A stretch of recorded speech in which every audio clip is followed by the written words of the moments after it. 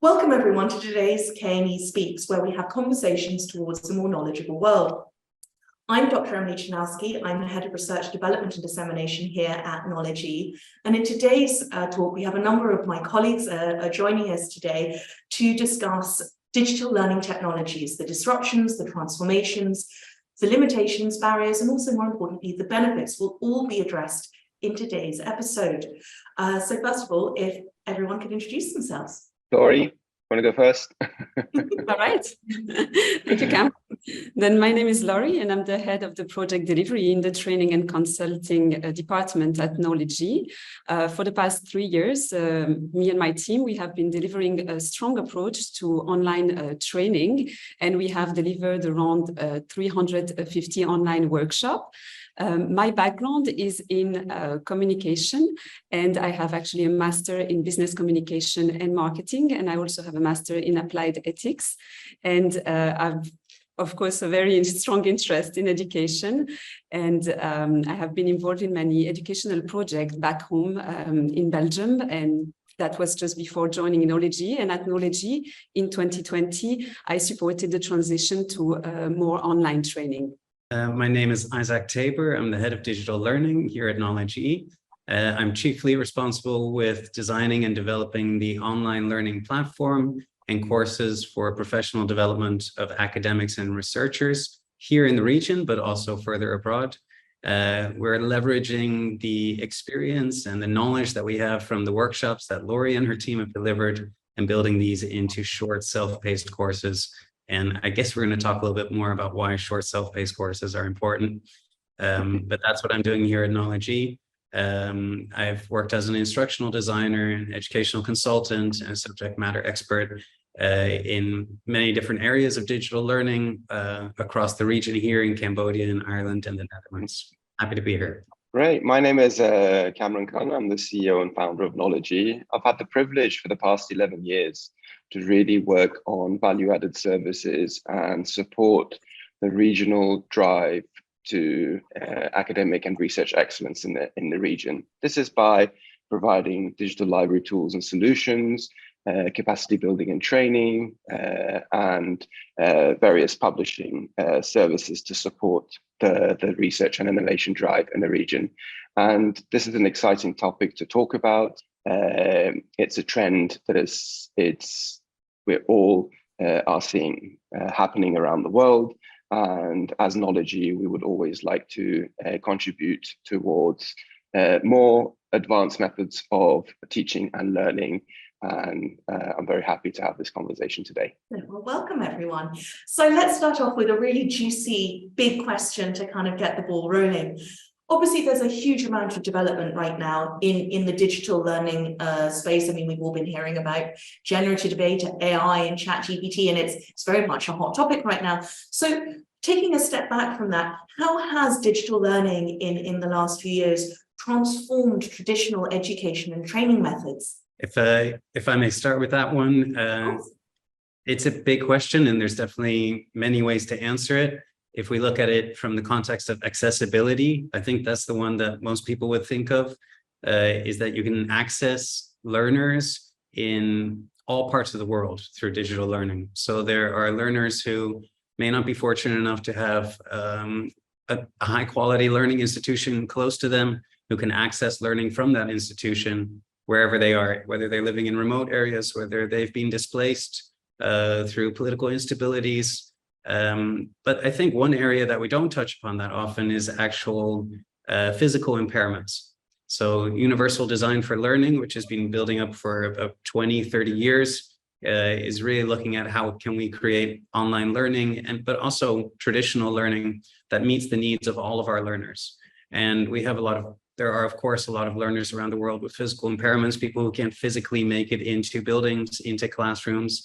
There are dyslexic learners, there are anything you can imagine, really. And universal design for learning really tries to meet the needs of those learners. So I think the biggest strength, and the part where it's transformed traditional learning the most, is that we now have the ability to give students choices of how they want to learn. And maybe it's not a choice, maybe it's a necessity. They need to be able to access learning in different ways.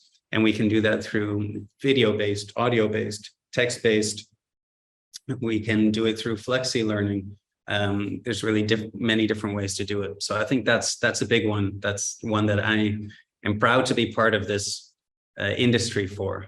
Another one, of course, is around how it's transformed not only secondary school, but when you go up into tertiary education or vocational training, learning for employment, let's say, for qualifications. There's been a big transformation. Even universities are jumping on board of the micro credentials and micro learning, and even upskilling and reskilling for career growth. There's a lot of opportunity there with digital learning. I think I don't know anyone who's done a master's in Adobe Photoshop, let's say, but there's many informal learning routes that you can take, which are in the digital learning space, to become qualified in that. And we're seeing even corporations who are on board with that. Obviously, the famous example is Google, who came out many years ago already at this point to say, if you take one of our courses, we treat it the same as a university degree. And that's huge. Apple and Amazon have had similar initiatives. Amazon has the Amazon Talent Academy. And there are other tech companies who are also now, not only tech, actually, there are other companies who are now also following suit. So that's disruption. That's a huge disruption, I think, or transformation. I don't want to use the word disruption just yet. That's a huge connotation sometimes. Yeah. Well, even we as a company, obviously, do send all our staff online learning courses on a quarterly basis. And I know it's hugely appreciated by everyone for career development opportunities across everything, from business to Excel to Adobe Photoshop. Right. And it really helps level the playing in terms of learning equity as well. Again, going back to accessibility, that people, whatever your income status is, your economic level of where you're living, you're able to access the same materials, develop the same skills. And we see that now as well in many different learning platforms popping up in developing countries around the kind of gig economy and trying to expose skilled workers in developing countries to industry counterparts in other parts of the world. Just touching on what Isaac mentioned about reducing inequalities, I think this really fits in perfectly into SDG number 10 on reducing inequalities around the world. Like really that digital learning aspect really gives the necessary options to the various individuals, as it was mentioned, around the world to be able to embark on a learning journey, and whether it's for qualification, whether it's as part of their skills that are required for a job, or even enhancing their education. I think this is not something that has just recently started. We saw digital learning really gaining momentum with the rise of MOOCs at the beginning. Many people even felt that at the time that they would really transform higher education, but also higher education took an active part in the creation of MOOCs. So that disruption did not really happen, but it really sort of it kickstarted a whole movement around the world, and making various learning programs accessible. Again, really contributed a lot to that reduction of inequalities. We saw that fast forwarding during the COVID time, where basically everyone had to move online. Everyone had to go through a digital transformation process, fast forwarded. Some might have not been even ready for it, so many were in panic mode. But those who had already started in this journey had definitely a head start in that way. But as I said, when it comes to reducing inequalities, the provision and accessibility, as mentioned, is an important aspect. But this is also a two-way thing. You need to have the pull from the learners as well. So having that growth mindset and really caring about enhancing your qualifications, basically learning more around what you're doing is quite important. What we see is, even though the tools are there, but unless it's part of a standardization or qualification process, the uptake is not as huge yet to its full potential. So in a previous talk, I was talking that this is I was mentioning that this is a two-way a relationship where you do have the accessibility, you do have the availability of all these various learning assets, I would say, but at the same time, there would need to be a drive and a pull from the learners, either by the growth mindset and the quest for learning, or out of requirements for qualification, or part of the standardization process, or continue the CPD or CME in the education field. So these two bring these two sides nicely together. And if I may add also on what you said, Kamran, related to the time of COVID, I think one of the biggest change that digital learning has brought is basically the collaboration. I think today we really collaborate differently. Student and teacher, they can connect from all over the world at any time, at any point. I mean, the digital learning has really it has really changed the way we do training. It's independent of time, of places. And I think all these tools that we have, the video conference tool, the platform, the collaborative platform, that has really changed and transformed the way we do things today. And another element that I wanted to bring also to the discussion is the fact that digital learning is also bringing us a lot of data, the data-driven insights. I think that's an important element as well. We collect a lot of data from the platforms, and then we can adjust the way we do the training courses. We can personalize the instruction, intervene earlier if it is needed in the learning journey of the learners. So I think these are like also important elements that digital learning gave us. Excellent. Well, that was a very wide-ranging introduction to this discussion, so thank you all. So to move on now to talk maybe a bit more about the specific, some of the specific key trends that we have seen, particularly over the last sort of 6 to 9 months. I think obviously, as we mentioned in the introduction, one of the big ones has been artificial intelligence. Obviously, it's actually been around, it's been around in the academic ecosystem, it's been around particularly in the academic publishing ecosystem for a very long time.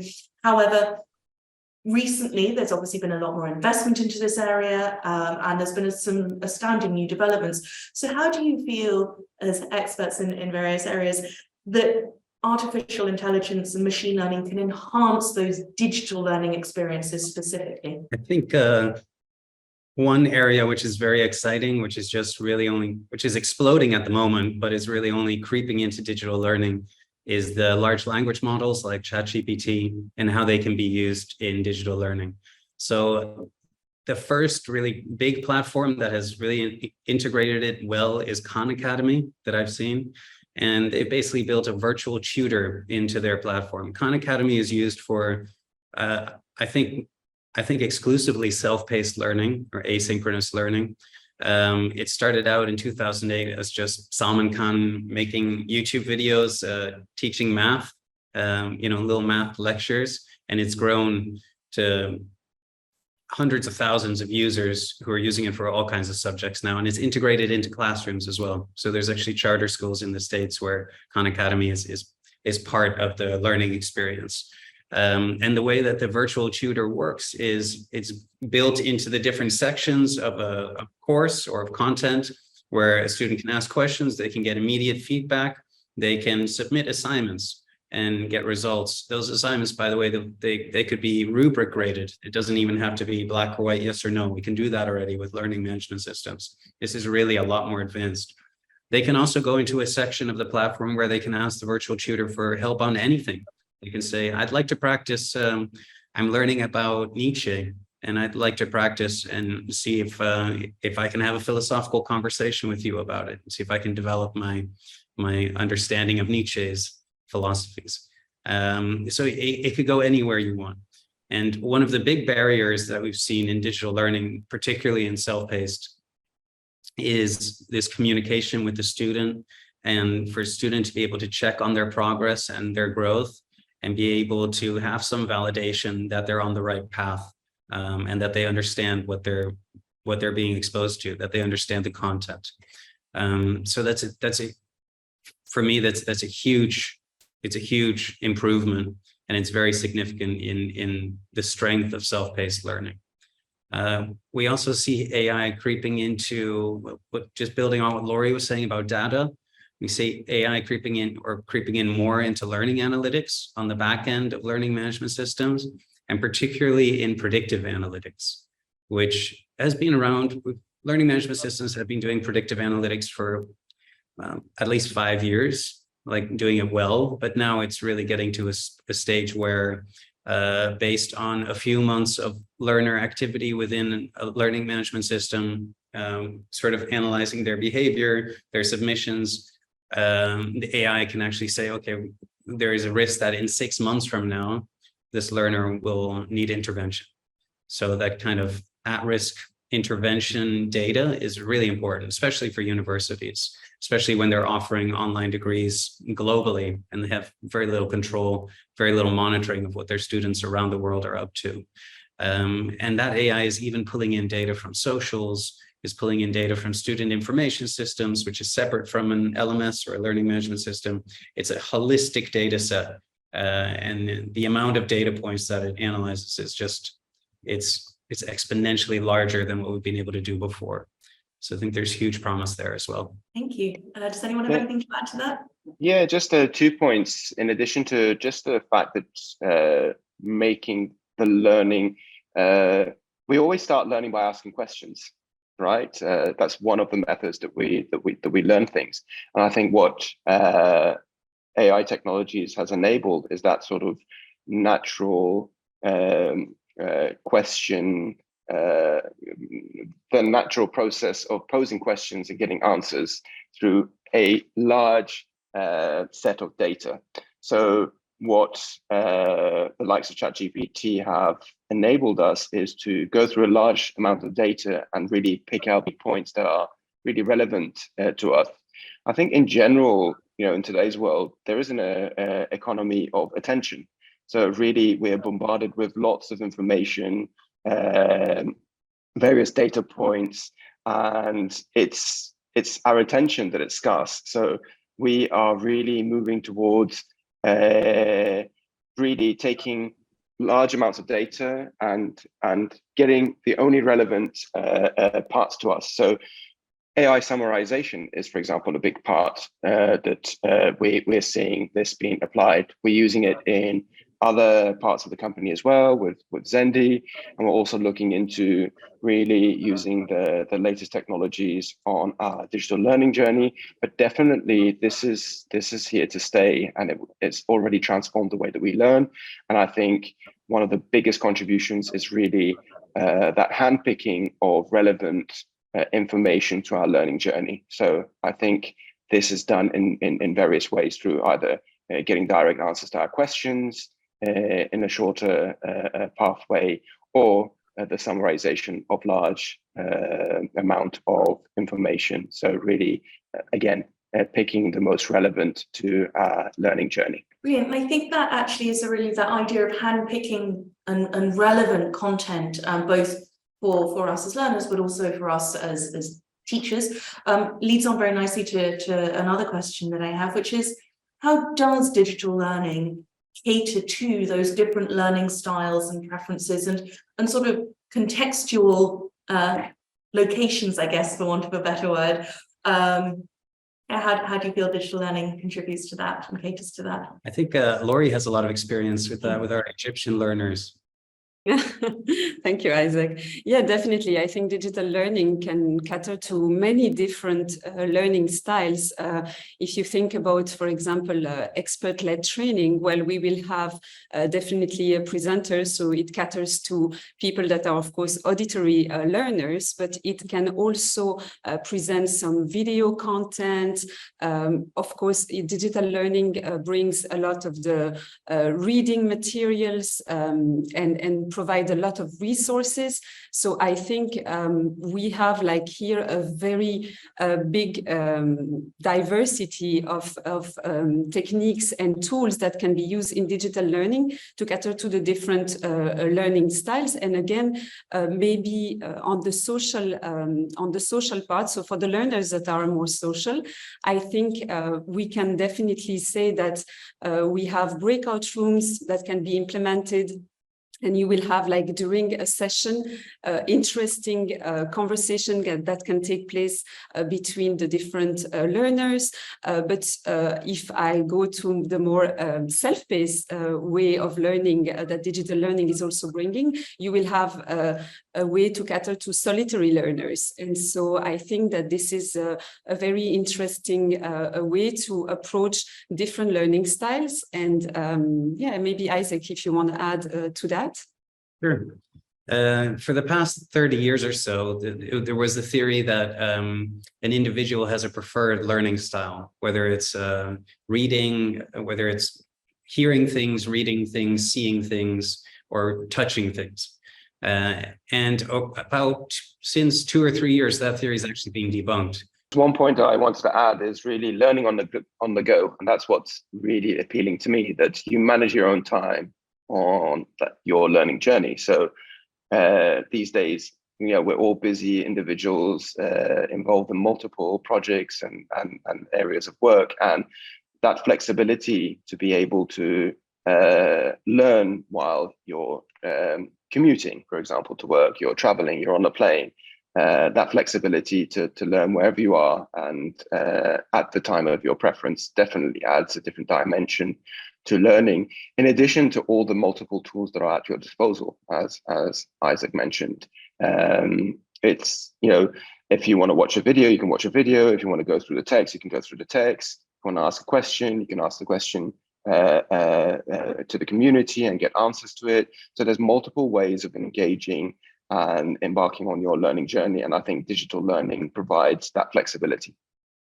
Yeah, and I think if I may add here, I think for kinesthetic learners also, I think digital learning is also making progress in that area. If you think about, for example, of gaming, or if you think about virtual reality, I think this is really something that digital learning is now really looking at, and maybe in the future we will see some great progress around the metaverse. Like, I think this is where we are heading to, but yes, it's also like in the less expected areas, like kinesthetic is less expected in the digital world. I think there are also quite a lot of great progress. Yeah, there's actually. Oh, sorry, Isaac, please. No, I was just going to add to Laurie. There's actually a great initiative. The government of Germany is trying to export some of its engineering knowledge. Obviously, Germany is known for its engineering knowledge, and they've built simulations, which are kind of VR simulations. You actually put your hands in these gloves, you get to fix machinery, you get to put machines together, and they've exported that pretty successfully across India. And I think they're going into other countries now as well, where they have kind of a central hub where learners in these vocational programs will come and use these simulations, and then they get to do the rest of the content self-paced from wherever they are, wherever they live. Which is a great example of kinesthetic learning coming into the digital learning space in a very practical way for learners who otherwise might not have access to that. That sounds amazing. I was just going to add before we move on to some other questions that I think the one area as well around flexibility that is perhaps something that we're all particularly aware of here in our region is also the ability to incorporate multiple languages at the same time for your self-paced learning. I think that's so important for that accessibility and the sort of localization and decolonization of the learning experience globally, which comes back to what Kamran was mentioning earlier about SDG 10. So moving on, we've obviously discussed some of the positives and we've discussed some of the, the developmental advantages that both are now and also what we're looking for in the future and how we think that they might develop. But what about, some of the barriers? It isn't always smooth sailing and we can't always have everything working out quite as we would like. So what are perhaps some of the potential limitations or criticisms of digital learning that need to be considered and factored in, whether you're envisaging this as a sort of abstract, but also from the practical side of things?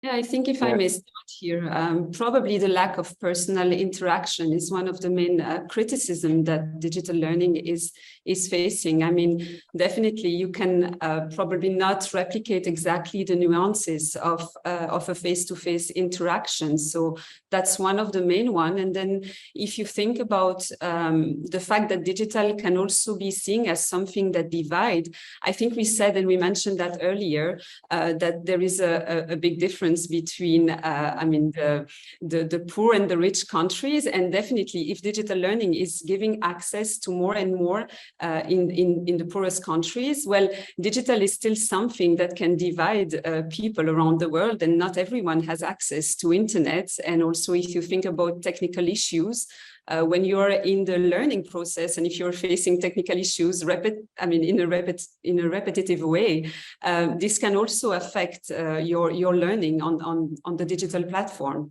Yeah, definitely. Go ahead, Isaac. No, please.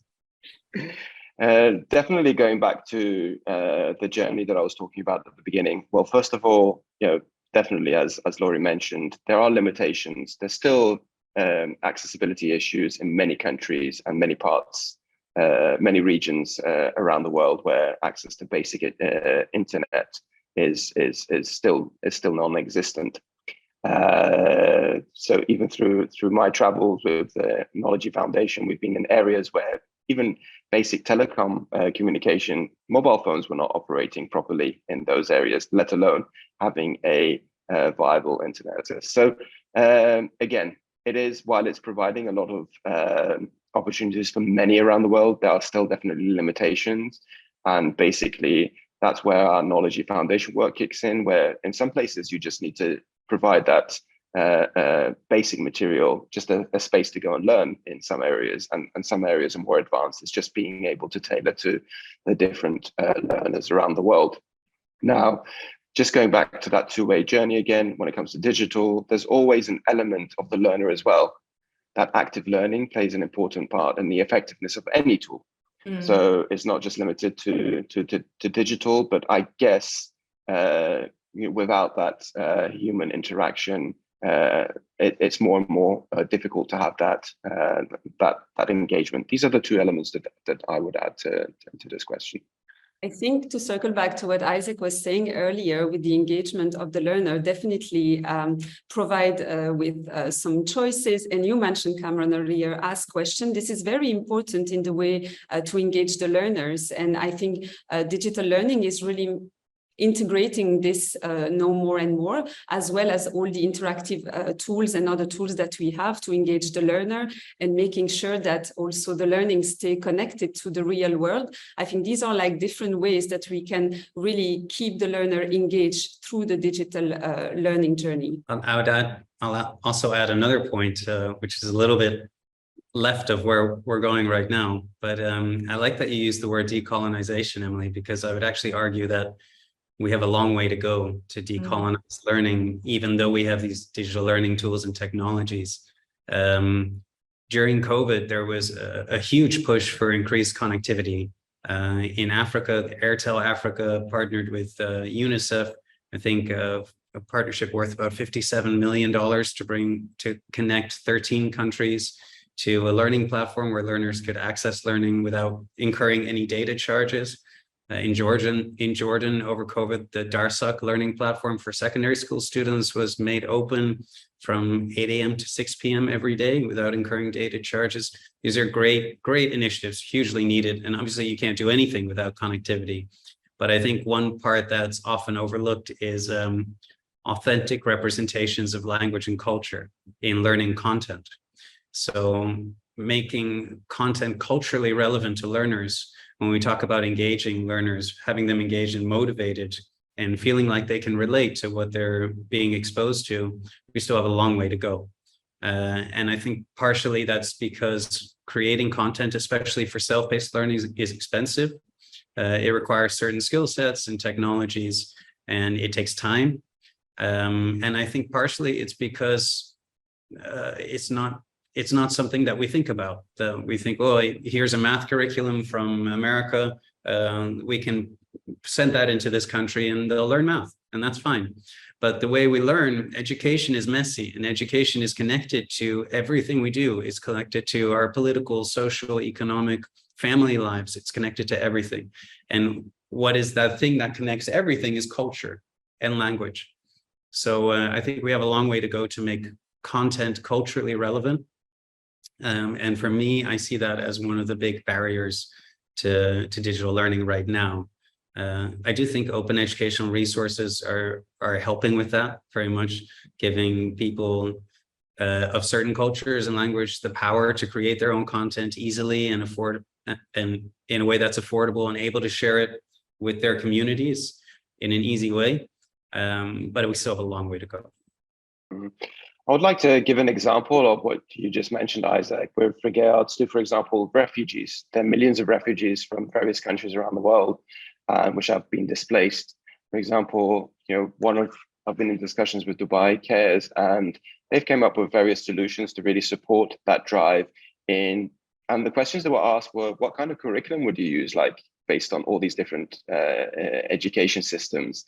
What is that sort of, I don't know, do you use Common Core or other various education systems in order to cover for their learning needs? What kind of systems are there, accessibility? So, but again, it's through that digital learning that there are possible tools. Like imagine if we didn't have these tools at our disposal, this would have been a way more difficult task to tackle. But now digital learning does allow creating platforms, creating the tools for that are needed to put various learning objects together and to somehow come up with some form of standardization to provide that education that is missing when you are displaced due to political situations or war, et cetera, et cetera. So again, there are barriers, but the enablers are also there as well. So it's always, in any sort of trend that we see, there's always positives, pros and cons, that we need to use those pros to reduce the limitations, of course. I think that's a really great jumping point to our final question for today's session, which is, how does digital learning support continuous learning and lifelong learning opportunities? Because we've been very focused, I think, to a large extent on school and university in this discussion, but what about after that? What about the rest of your life? How can digital learning help with that? I would like to start on this because basically it's a journey that as Knowledgy we've been embarking on since the very beginning. So when we talk about a more knowledgeable world is not just limited to academics within a certain geography or region.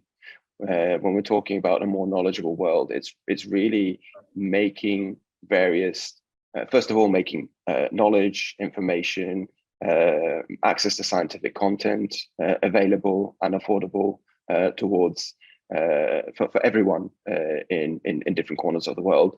Then it goes through the process of providing learning opportunities in different areas. Of course, we are focused on academia and education. So definitely on that front, we're creating material in that area. But the tools that we're building, the different methodologies that we're building, it will also enable that sort of lifelong element. That's something that they really stand for and something that we would really support. Even in our drive on our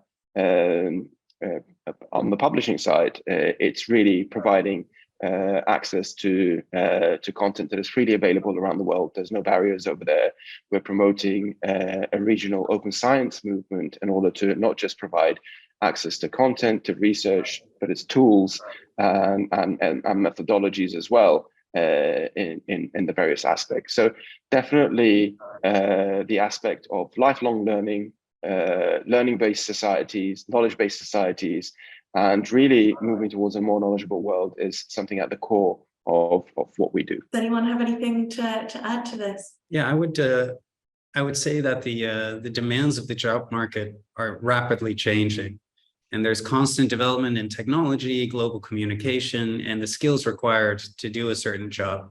We see that the idea of sort of staying with a company for 20, 30 years is kind of antiquated as well. People are kind of hopping from industry and sector and company.